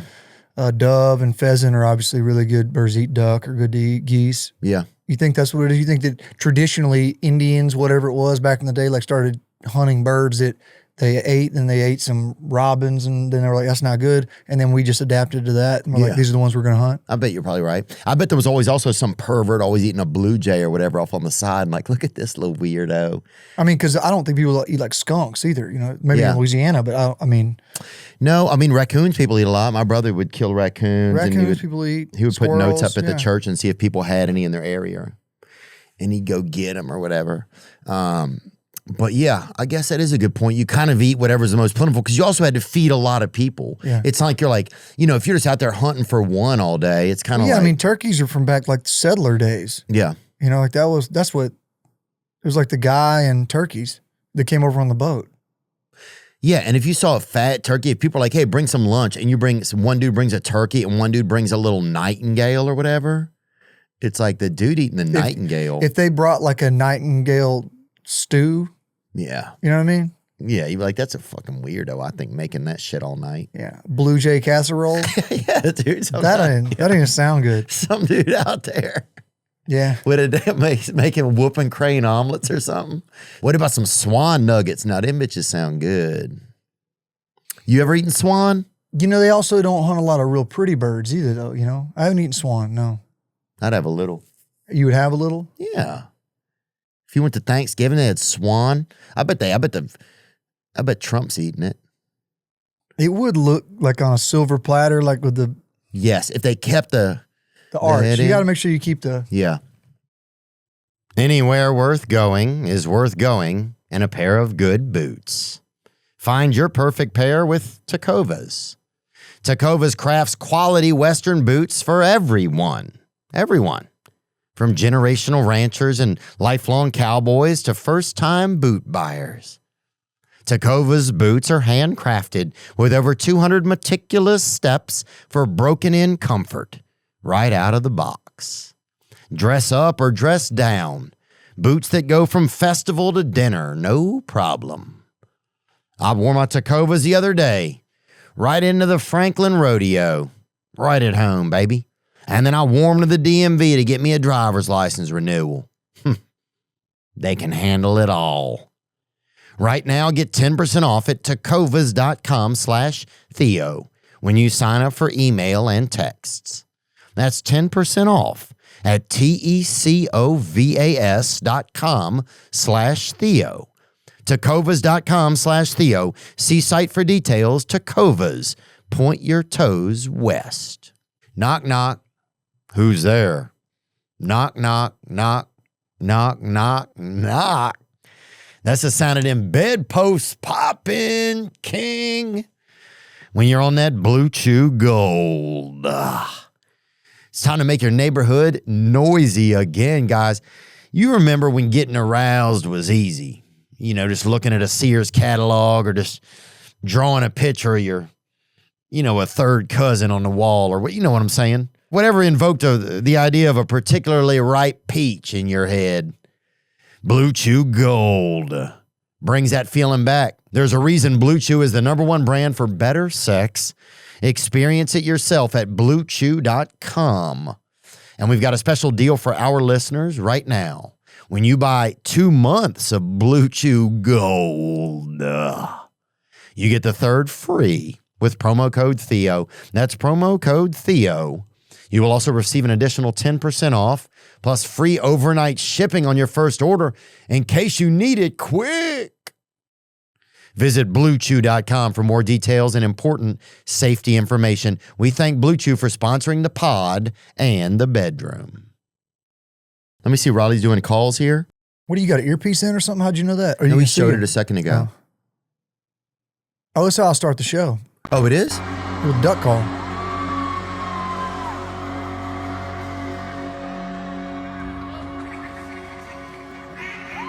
Let's go. Let's go, dude. I've never seen anybody catch that. Catch the duck call. It's and I do it at every show. Yeah. People are there, like signs, throw me the duck call. They never catch it. Well, I don't want to judge these people, but a lot of them could be women. That is judging them. I'm going to take that out. What you said was exactly what you said you weren't going to say. It was what you said you weren't going to do. You haven't seen A League of Their Own? What the heck? Yeah, I have, dude. Maybe a duck call is hard to catch. Maybe the shape of it is not something they're used to. Maybe they're great catchers. Yeah. And you're kind of throwing, look like you weren't throwing it easily towards them. You know? I don't know. That's a good question, man. What, you're on your biggest tour right now. Is that true? Yeah. Every year it's a little bigger. Has it been? Yeah, it's been great, man. What's the fear like about that? We were talking about this the other night, dude. You and I kind of had our first conversation the other night, about a couple weeks ago. Yeah. We were talking a little bit about just like when, like as your career goes along, the pressure it feels like, you know, like what is the rest of your career going to be like? And how do you try to shape that if you can? Yeah. And how do you try to shape yourself so that you're okay with however things go? There's a certain amount of, I've already accomplished way more than I ever thought I would. So there's a peace of mind in that. And, you know, there's also a little bit of, I'm guaranteed a certain career at this point. You know, even if I never have another hit, I can go tour and, you know, I can make a living, support my family, whatever I need to do. So there's peace in knowing that. But I think the competitive part of me, and like we talked about the other day, is like when I have a hit or win an award or whatever it is, I don't feel like I can relax now. You know, I've accomplished that. It's really more like, okay, now I got to go do the next thing. I got to take, I think I always say that I want to try to get as much out of the opportunities I've got as I can. Because, I mean, what you're doing and what I'm doing is very rare, you know, to be able to have the opportunities you've got and to be able to go and do some acting and stand-up comedy and have a podcast that's this popular and this successful. So I feel pressure in that regard of just like, I want to go and be as successful as I can, but it's not necessarily a nervous thing. Certainly not with the shows getting bigger. That side of it is not a pressure thing. Cause I mean, the fans make it enjoyable. When you go to a show and you got a sold out arena for your stand, they're excited you're there. Yeah. It's easy, you know? Yeah. Well, yeah, I guess with stand-up, it feels like I can't tell. Do you lose, does the venue lose intimacy with music? Because as it gets bigger with stand-up, it feels sometimes like, man, I wish I could connect with these people. It's just the way it is. But I don't know if music, if it's the same like that. I did a stadium tour with Luke Combs, and that's too big. Like, I feel like there's no way the person in the far back top row is getting their money's worth at a concert, you know? And you also lose some sound too, and you have to have 2 rows of speakers, one halfway through. Yeah, it's wild. There's so much reverb and bounce back. And then you think about how much of a pain it is to go to that show. The traffic to get in for a fan, and then, you know, to be able to find a place to park and all that. Then they charge on the park too a lot of times. And then you got, you know, the fact that it's also an open air stadium. You got weather issues, and your openers are starting in the daytime. So they don't get the, you know, the full effect of the lights and everything. And so arenas has always felt like a great place for me. And you still have an intimate show. You still feel close to everybody. You feel like everybody got their money's worth. But it's still, you know, 25,000 people. Yeah. Yeah, I guess like, the intimacy gets lost, I think, at certain levels kind of. And so you try your best, you try to figure it out, you know. Yeah, I guess it's kind of interesting as your career goes on. You're like, man, this has been interesting. It's been fun to have this experience. Yeah, and you want to keep it going. You want to like try your best, and you also want to challenge yourself too. Because you got to evolve too. Like, I think does it feel like your music kind of has to evolve as you do with your life? Like, because one time I sat down with, there was this famous comedy manager, and I sat with him, and he goes, you know, at a certain point, if you stay the same, your audience will they age, they'll grow older. And so you have to like, also like, because it's almost a trap. Like, I want to stay this song, you know, like because if like say you get a first hit or something like that, you're like, well, I can't ever be different than this person, you know, the person that sings that song because I may lose people. You know what I'm saying? Does it make any sense to you? Yeah, I think that what your guy said is a little bit not true in the sense of, you know, that may have been true 10, 15 years ago before social media was as relevant as it is. But now, if you do something well, like your stand-up videos or your podcast or whatever, it lives forever. So the next generation, you know, whereas when you had a song on the radio 10 years ago, it lived when it was on the radio and then it went off and that was it. It was over. It didn't live anywhere else. Now everything you do lives on the internet forever. So if you're doing something well, I would really, especially like up and coming artists, I would advise against trying to do anything too different. For me, what I always do is I try to make sure I've got songs on my record, every record that are writing from the same place I started writing from, that are very me. And then I try to take a few songs and write that are a little stylistically different, just to kind of ease outside of my comfort zone a little bit. That doesn't mean like, so you're saying that you can change because the thing you did will still stay out there. That's right. So it's kind of a safe space to be able to kind of, if you're doing something different, like, yeah, I just think you don't turn and run from something that was successful, you know, and like with country music, you know. Well, it's scary to do that for sure. It is, yeah. And but then I guess I'm thinking like, I guess I'm wondering sometimes it's like, yeah, do you try to make your life fit this certain time? You know what I'm saying a little bit? I'll give you an example, and I know you've done some acting, is, you know, I imagine in your role, you went into something that wasn't too far of a stretch from what you do and who you are. So I did Marshalls and like my with first, Luke Grimes. Yeah, with Luke, it was great, and Nice, man. I didn't want to take a role that was crazily different. You know, I wanted something that I could ease into and introduce myself into that world, and then kind of go on. That's how I am with music. Is I might try a song that stylistically is a little different than what I normally do, but it's not going to be. I'm not going straight pop. You know, I'm not going to do something totally different. I think melody wise, I'll try some things out and see if it works, but keeping that familiarity in what you've done well for so long, I think is extremely important now, because I think the best thing you can be is different, not necessarily from something you've done before, but from everybody else. You know, I mean, your stand up and your humor on this podcast, I don't know anybody else. I mean, in a weird way, Norm Macdonald, like the dry sarcasm of Norm, I always thought he did something that was so unique, and I don't know who I would compare you to. You know? Yeah, I think you always kind of like. Yeah, I don't know. I guess you want to be like, you want to try and honor yourself as much as you can. I think with humor, it's hard to pretend to be somebody else. And I think with music, if you pretended too much and some of it didn't come from a real authentic place for you, then it would kind of you'd be able to see that after a while. I think fans can tell. I think that. Well, I don't think you'd have a ton I think the longevity wouldn't be able to be there because you're playing, especially if you're trying to play somebody else's. Authenticity's really, it's so obvious now, again, because social media. I mean, 10 years ago, you could have a song on the radio and people not necessarily know what you look like. Yeah. Now they know everything about you. My dog's got 150,000 followers on Instagram. Does he really? Yeah. I mean, people know everything about you. So if you're not authentically what you act like you are, people are going to figure it out. You think your dog knows he has that many? Yeah. No way. Oh, man. That dude, when the camera's on him, he's a different person. What? Yeah. And where's he from? I mean, he lives in Jacksonville, Alabama. He lives on my farm. He was in playing cards. What the heck, dude? Yeah, folded. Didn't have a good hand. Oh, dang, 3 bro. and 6, yeah. He lives like that, dude. That's Carl, man. Oh, he's handsome. And that's a Stogie. What's that dog called? Stogie's a cigar. He is a Corgi and Blue Heeler mix. Yeah. Oh, Blue Heeler, huh? Damn, he's Native American? I don't know Probably. about that. Look it up. Okay. Blue Heeler. Or Blue Heeler's Native American. No.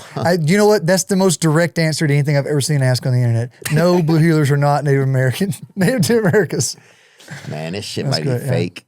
I don't know if you've ever been like that completely wrong. That was crazy. Where did you get that from? I don't want to know. Blue Heelers are Native American? Yeah. I wouldn't be surprised. Look up what dogs are Native American. Some of them have to be, huh? How'd we get them? Dogs native to North America fall. Nah. Look up what type of people think dogs are Native American. Oh, come on, bro. You're giving me a hard time. No, seriously, I was curious about that. Well, will you look up what would possess a person to think a dog was Native American? Can we look that up? Hey, man, tell me about the acting.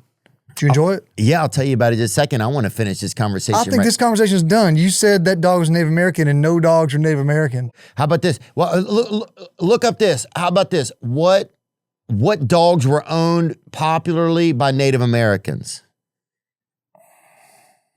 But it's changed so much since what you... I don't think it has. I'm saying, okay, here we go. Plains Indian dog. Okay. Salish wool dog. Well, popular, historical, and... Chihuahua. Them little bitches were going back then? Oh. Remember the Taco Bell dog? Yeah, I remember it, dude. But I'm talking about real Native... That's the first famous dog I remember. You think? Except for the one that has a cigar that asks questions at the... the... You know what I'm talking about? He's not a real dog, so I guess that doesn't count at all. That's a puppet. Yeah, good point. Hey, ask what puppets are Native American. Can you look up what types of people think puppets are real dogs?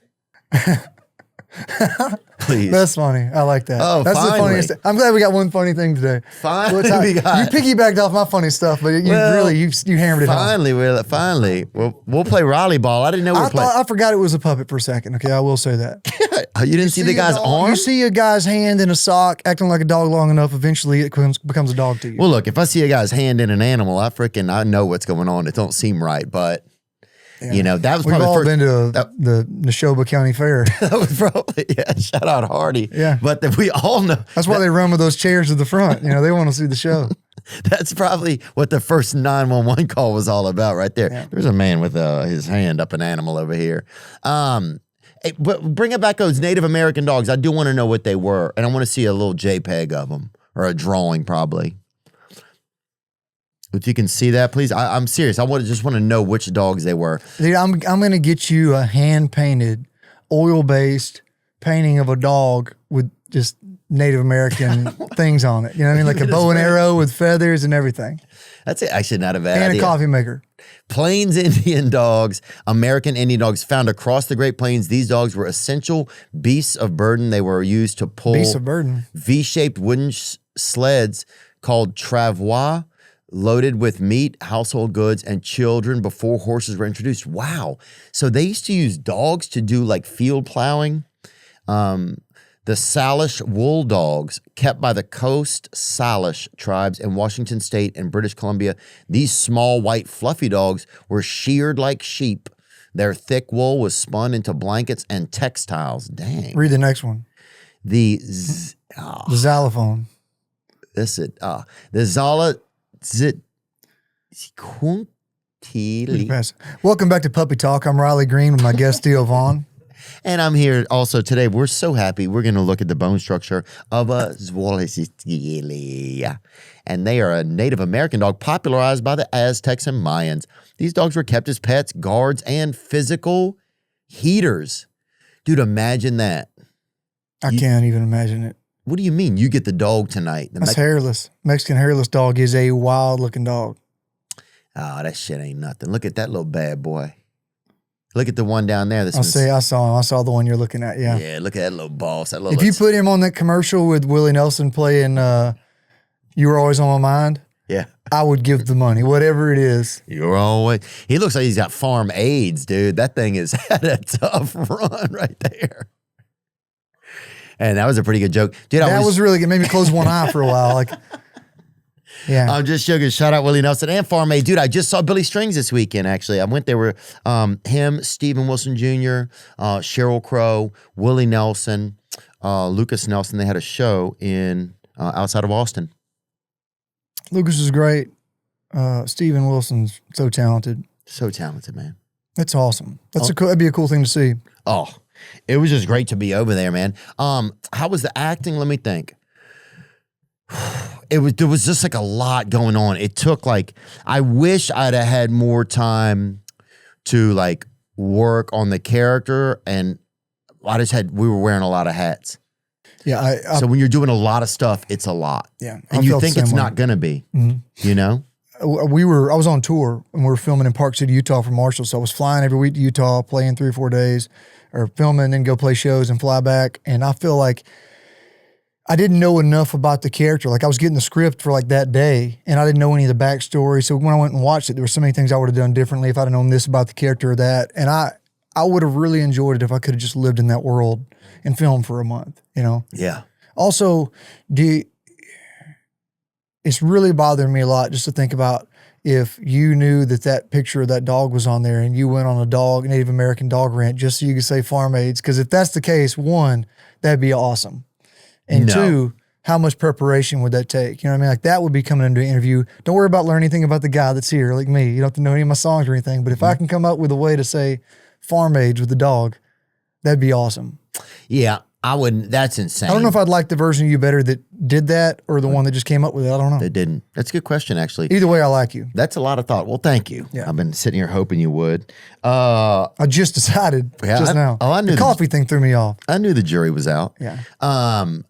Yeah. What do you think? Like, so one thing you said a little while ago, you said that like achievements, right? Like they'll keep you going. But do you feel a lot of achievement? Like if you achieve something, do you really feel it, or does it feel like you don't strike me as the kind of guy that feels a lot of like that sit there and relishes some, like if you like something does happen to you, like you get an award, you get this certain thing. It's just like part of the thing. Yeah. I think you get a little numb to it, especially when you're so busy. You know, you don't really, I guess, for lack of a better term, sit back and appreciate it. I try to make myself live in the moment a little more. But for me, I look at a lot of the things that happen as like checks, you know.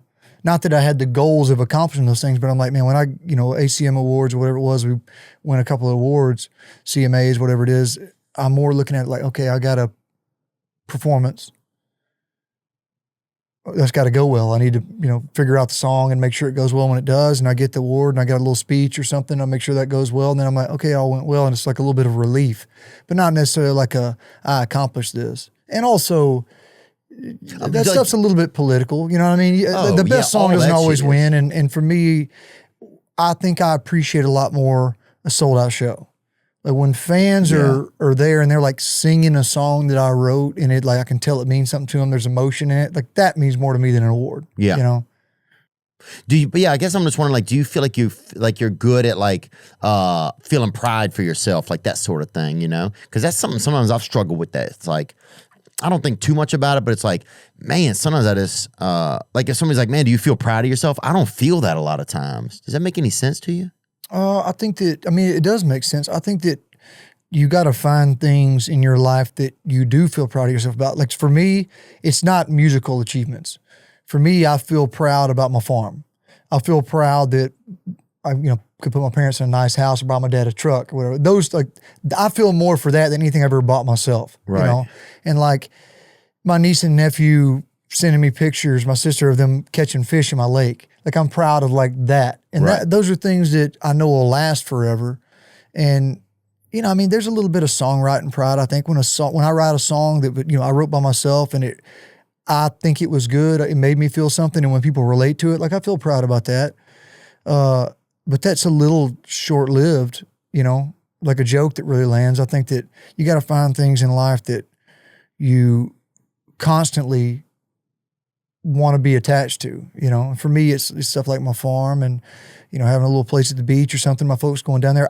When people send me pictures of my beach house saying, man, this was nice, we had a great time, that's what I feel proud of, Things I never thought I'd have. And where's that? I think you said Panama City Beach. You got a place down there? Yeah. That was so funny. Dude, what did you say? You said that was my favorite thing about you? Well, my favorite thing that I heard, dude, when somebody's like, man, I got me a beach house down in Panama City Beach, that shit just made me laugh. But it's because what I remember of it from being in like high school and college, it was just a place where we were just trashed kids. Yeah.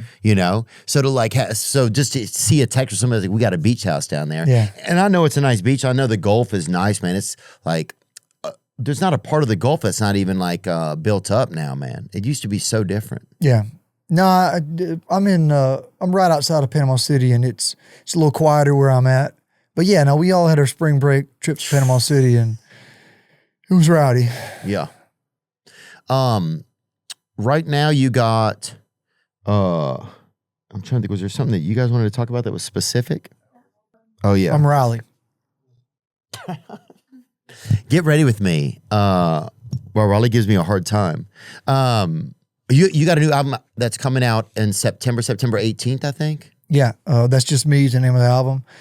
I put 3 songs off the album out. Last week, a song called Go Again. with a girl named Hannah McFarlane's on that song. It's a song called Think As You Drunk. It's my new single at Country Radio, and a song called My Way. There you go. And yeah, the album's going to come. We're going to put a couple more songs off the album out between now and then, but the album will be out. It's 19 songs. Comes out in September, so. Hell yeah.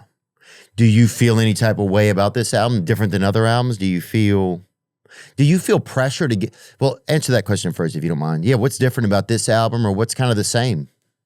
I think it's, don't mind if I do, that record I think had a lot of different types of songs on it. I think that's something that I did well on that one. So I made sure this one was the same way. I got a lot of songs that sound like stuff I've written for years. Then I got a lot of songs that are a little different, you know, and I got fun beach songs. I got drinking songs. I got, you know, love ballads. And so I think that's what I'm excited about the album is. I think as a whole, it's a good project.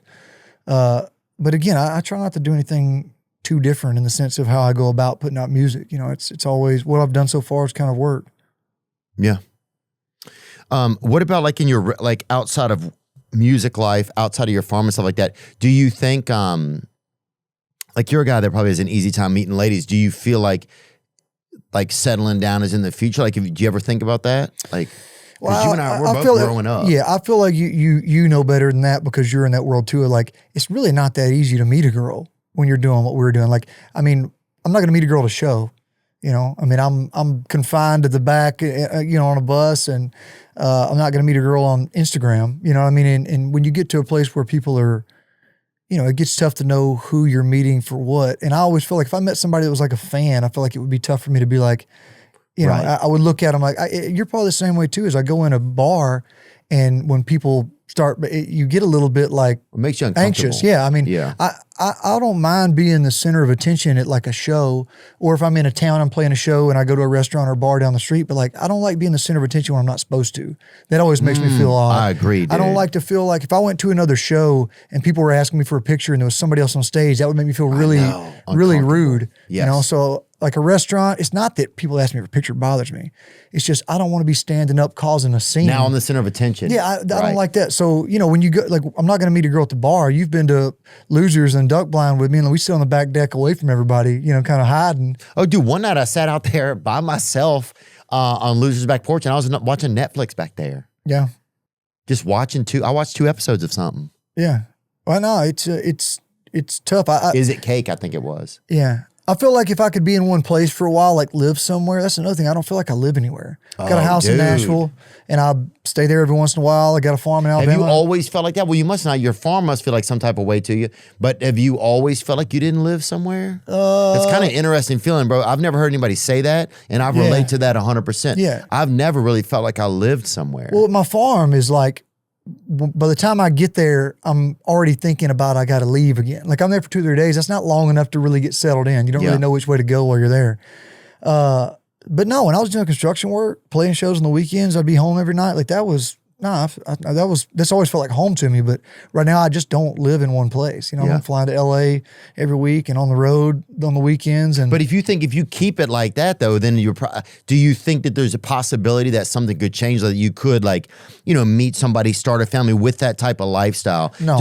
Right. Not the way it is now. Yeah. It's going to have to change in the sense of like, well, you talked about you're coming off tour and not knowing what to do with yourself. Yeah. I've got to get to that point. I would love to try to get bored of being at home. I can't remember the last time I had a week off, you know? I mean, maybe around Christmas. Yeah. But I played shows until December 27th last year. Sure. You know, so I mean, it's if I could, and right now I could go take a month off. I could, but I just can't with everything going on and the opportunities I've got. I can't make myself do it. So I'm sort of like grind right now, keep my nose down, say yes to everything. And then in a couple of years, things will stop doing this and they'll kind of plane off and I'll have this career and I'll say, all right, I'm going to play 40 or 60 shows a year. I might film a little TV show or a movie or whatever.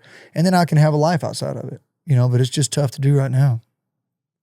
But do you start to think about trying to, because here's the thing, like, there will always be I don't know if there will always be opportunities, but there's always like things you can say yes to, you know, like, are you at a spot where you can kind of couture it a little bit more and kind of shape it how you want it? I am. Or yeah. are you still in a space where there's a little bit of fear of like, fuck, if I don't do this stuff, you know? The really fortunate thing I've got going on is right now my career is in such a upward slant that the things I'm getting asked to do, I can't say no to. Wow. They're hosting CMA Fest or being a coach on The Voice. I mean, you got to think there's one country music artist that's a coach on The Voice. That's a good point. You know what I mean? Like Blake Shelton, Reba's been on there. Like it's a once in a lifetime opportunity. And you got to think about all the people in country music that are so lucky to be where they are and have the careers they are, and they don't even have that opportunity. Yeah. You know, so. Did you have to audition for that opportunity? They met with me and I sort of told them that, you know, they were considering me. I sort of told them that I got what they wanted. You know, they want somebody that's sort of funny, sort of dry, that cuts up. And they came to a show, and I had a little Q&A with somebody beforehand, and we cut up back and forth. And then I went on Jimmy Fallon, and they got me on the couch, and we had a little duck call moment, you know, that was funny. And that's how I got the job, you know, just goofing off, doing this. Yeah. Does that feel like I don't know. I mean, it's just interesting because it's kind of a mainstream thing, but it's also a thing that kind of, like you're saying, yeah, it kind of makes you eternal in a way. It like kind of puts you in a different perspective. It's very household, right? And it's very outside of the genre of country. So, you know, I would guess that most of my fans are country music fans. You know, I can tell, and I could tell it from the first day of filming. I'm the least famous person as a coach on The Voice right now with the people that are fans of The Voice. Kelly Clarkson's been on it forever. Adam Levine's been on it forever. Queen Latifah's on it with me, and she's iconically famous, you know? Mm-hmm. So the fact that I can tell I'm not as well known in that world only tells me how much I'll gain from it, because it's putting me in front of so many different people, you know? Did you ask somebody, like, do I think this is, how fast does a chair go? I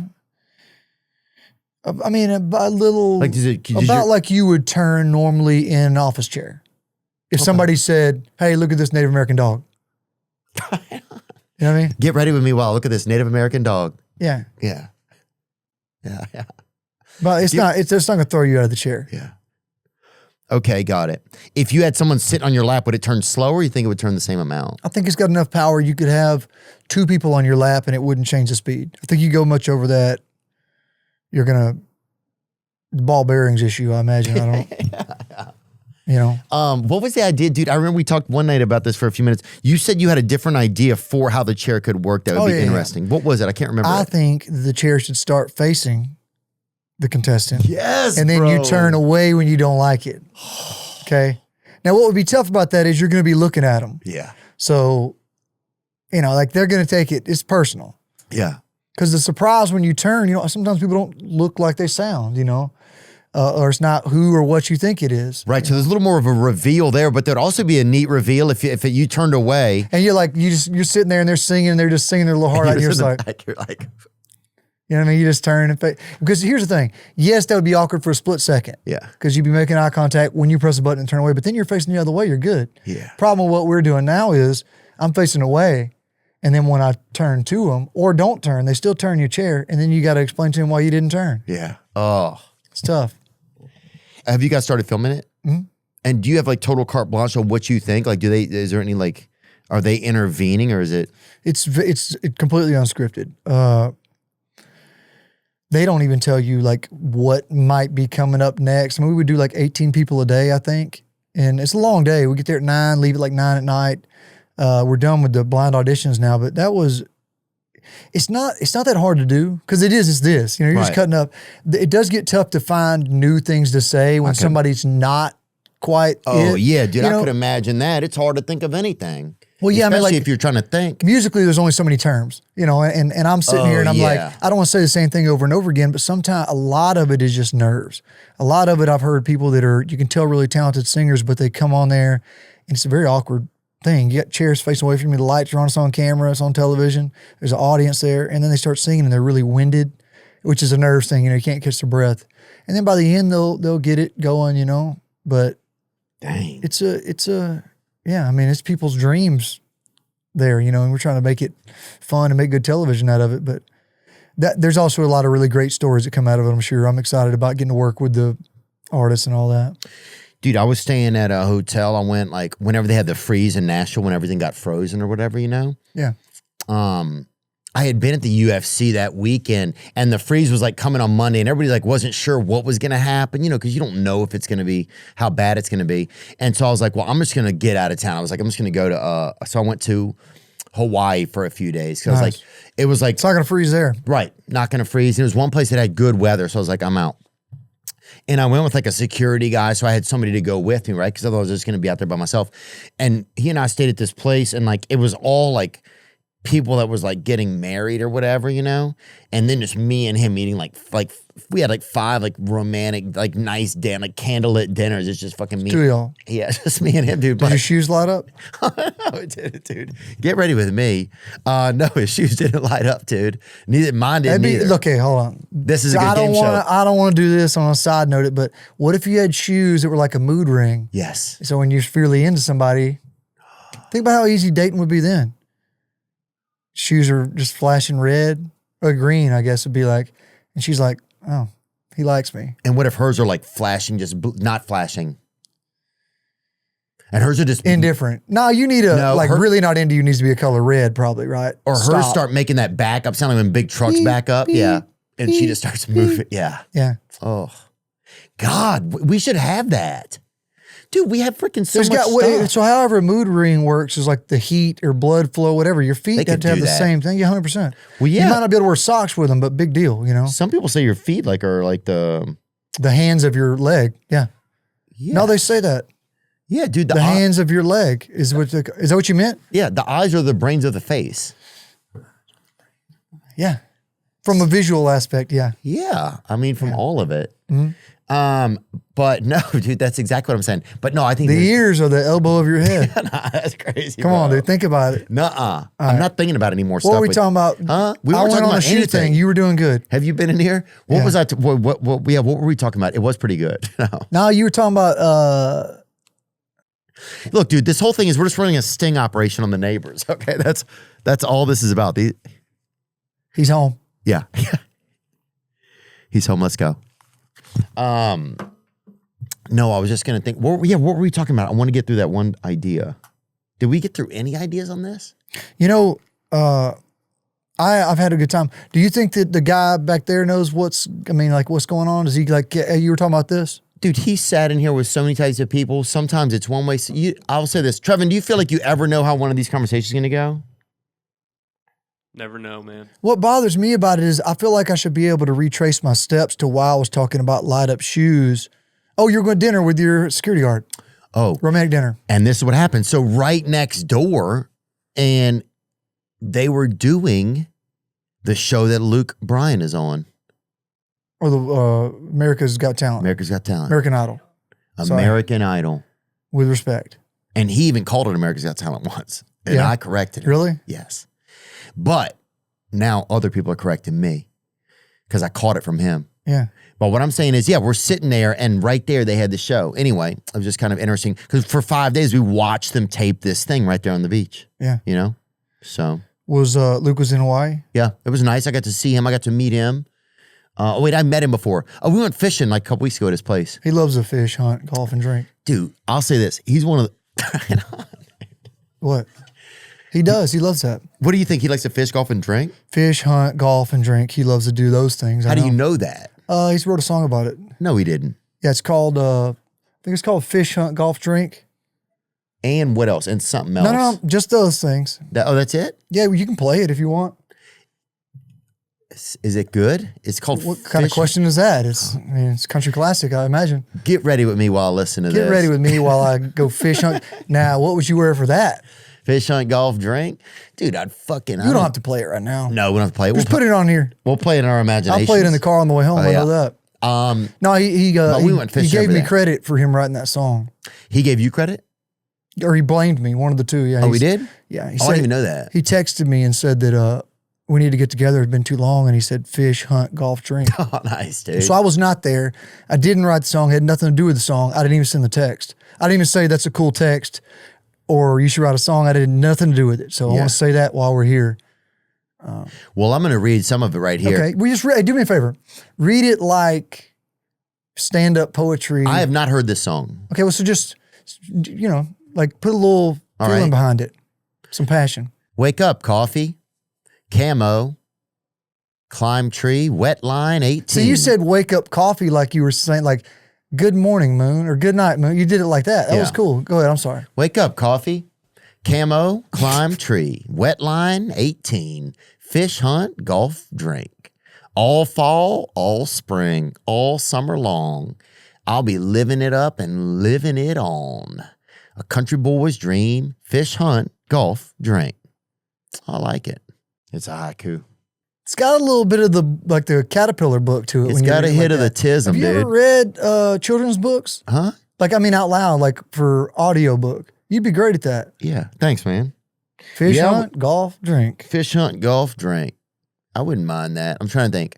Well, I don't need to be drinking, but fishing, I would love to go. I'm going to take you duck hunting this year. Will you really? Yeah. You just got to, like, I know that you're as bad as me about scheduling stuff, but I'm not going through management to do it. So I'll just text you and be like, hey, man, I got these days. You were the busy guy. You were down in Pensacola. You were going to somewhere else, Barbados or something. What? Yeah. I don't think I've been to Barbados, man. Yeah, well, I guess you didn't go I'm going then. to Saskatchewan. Oh, are you going this there? week, yeah. So you're just making up names The of Windy places? City. Is that how you say it? No, that's a real place. Saskatchewan? It's in Canada. No, it's beautiful up there. I've been up there. It's in, is that next to what's the one next to Edmonton? Is that? The Big Apple. No, it's not the Edmonton, yeah. No, it's not the That's what they, I mean, yeah, you don't know what they call it there. Bro, I didn't know you were so funny, dude. I thought, God. I've been trying to tell you. No, I was honestly going to tell you how funny I was at my birthday party when you just got 2 pieces of cake and ran out the door. You, dude. I didn't even want to He go. literally just I saw his back. He was eating cake out the... Dude, I came to your party. You hated it. No, I was seriously, thanks for coming. like, I'm out of here. Thank you. Thank you for coming. I left because you weren't having fun. Dude, you wouldn't. And also. No, here's the thing. You came to my surprise party and you didn't even want to be there. That's how bad it was. You know, like, You didn't you were want to. downstairs sitting by yourself in the back deck of losers, and you're like, I'd rather be down there than in this room with these people in this celebration. Dude, I was watching a series. I was on the 3rd episode. Yeah. You know, it's like people are trying their best. You know, not everything's going to be just for you, Riley. Well, you know what would be really fun? Is if you did a get ready with me to go to my birthday party. Man, I ain't doing all that shit, bruh. You got me messed up. Let's do one get ready with me. You got me messed up. I'll pick what yours is. You can pick what mine is. Nah, bro, we can't do a damn get ready with me. Yeah. Oh, that might not be a bad idea, really, if we thought of some good ones, dude. Yeah. Wonder what yours would be, dude. Get ready with me while I go be an asshole somewhere. That's what I would pick, dude. Maybe. I swear. But what would you pick for mine, though? Get ready with me while I go to the pound and try to find a Native American dog. And I would bring like some sage or something with me. I feel like you would go to a dog park and be like, so is this a Native American dog park? Like, or just all regular dogs, or is there any dogs that are... There's like a burial ground there or something. Maybe I would. That's a talent to ask weird questions, though, to be able to come up with them. You know what I mean? Yeah, I guess. I don't know, man. I don't have a ton. Like, a lot of times it's just like, you know, we're going to catch up. You know, I know that you have a lot going on in your life, so I was glad to get to catch up. And yeah, I mean, doing something like The Voice, it feels like a big change because it's like, you know, you have this kind of like, you're a country musician, you're respected by people in that world, and you've had a lot of success in it. And then you kind of, there's something that's a bit more of a commercial appeal, which is awesome. And I understand like I understand like your perspective on it. And I don't know, I just think it's interesting, you know? It's interesting how things come along in life because some people probably say no to things and some people probably say yes to things. Well, the interesting thing about a career like we've got is you're kind of in charge of how successful you can be. I mean, yeah, things have to go well. People have to like whatever art you create, whether it's comedy, music, whatever. But like, if you don't go do the stuff, you're not going to get the opportunity. And I can't tell you how many things I've gone and done that necessarily on paper were not going to be beneficial or financially worth doing. Yeah. But there was an opportunity there that led to something else, That's how The Voice was. All the acting stuff that I've been able to do so far. And, you know, I mean, think about stand-up comedians. How many of them that are, you know, household names have been really successful only have done stand-up? They've all acted or been on some other platform, or Saturday Night Live, whatever it is. Even the like guys that were just great stand-up guys like Eddie Murphy and Dave Chappelle, and they all had other avenues after. Well, I mean, yeah, you almost know Eddie Murphy better now for his acting, you know. And that's a great stand-up comedian. So I bet a lot. Richard You're Pryor, right. Yeah, I mean, I bet there's a lot of people that wouldn't know that he was a stand-up comedian. That's what I mean.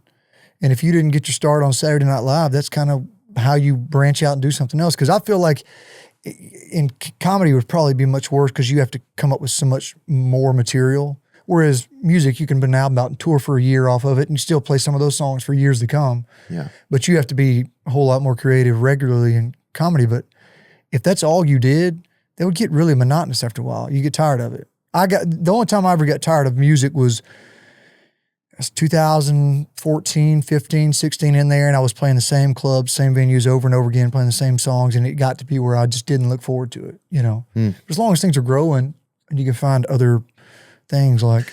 Was there ever a tour that you did that you got asked to go on that you just chose not to? Are there different tours that you get asked to do? How often does that happen with artists? I've been really fortunate that I've had a pretty good touring business for the last 10 years. So I have to turn down some tours because I can make more money touring on my own. Plus, I feel like there's a little bit of, if you get caught in that opening act role, it's hard to get out of it. If you never go, because, you know, like what's open for somebody is great because one, you got guaranteed money. The venue, if it snows and the venue shuts down, you still get paid. You don't have to pay for production, catering, anything like that. So there's no overhead. And you get in front of new fans. So it's a great way to get some exposure. But if you don't go play your own show, you're not building a fan base. Right. Because people have to be there to see you. So for me, I always, if I went open for somebody and played a stadium or an arena, I'd go back and play a club there, you know, after and try to get the most out of it if I could. But yeah, I don't do any real opening slots anymore. So it's nice. Yeah. Yeah. Oh, no. I mean, it's definitely nice. And sometimes I forget about the work that I have done. I forget about all the spots that I played. I forget about all the time I put in on things. So you get there and you remember something about the backstage of the green room looks familiar. Like, oh, I've been here. Yeah. Happens to me all the time. Yeah. Right now you have the Cowboy As It Gets tour. Who's working with you on it? Justin Moore, Randy Houser. Oh, nice. A guy named Drake White, Hannah McFarlane, Mackenzie Carpenter. I kind of try to have a parade of first of four and second of four guys and girls just because I like having people out that, you know, give them an opportunity to get in front of a bunch of fans. I'm really fortunate that all these shows are selling out. We got big crowds. And it's so cool, dude. Yeah, man. God, I wish I could freaking sing, you freak. Sorry. Got a pretty good turkey call, though. Yeah, but all I'm meat. Yeah, but I ain't meat. You know what I'm saying? With a turkey call. I saw you sing my song. All you gonna meet is with Ella. You sang at the stage. Oh yeah, dude. I missed it. We got there the next day, I think. Oh, I thought you were there. And then we got winded out. Yeah, we didn't get to play. I thought you were there. Yeah, dude, that was great, bro. You tell me you're nervous. Yes, I was freaking nervous, dude. That's such a. Well, it's such an easy song in the sense of the crowd knows every word and the talking verses and all that. You know, it's a little easier to do, but I'll bring people up out of the crowd to do it sometimes. Oh, you will? Yeah. Oh, dude, that's cool, bro. Yeah, well, the tough part was, like, I knew the song, but then when you have a responsibility to do the words, you're like, you know, it kind of sets you like, all right, now I have, like, I got to do the responsibility. Well, you start thinking about it. Right. Yeah. And then the craziest part, this part was kind of funny. My buddy, we wrote the notes down, the words on the cards. We wrote the words on the cards on a poster boards.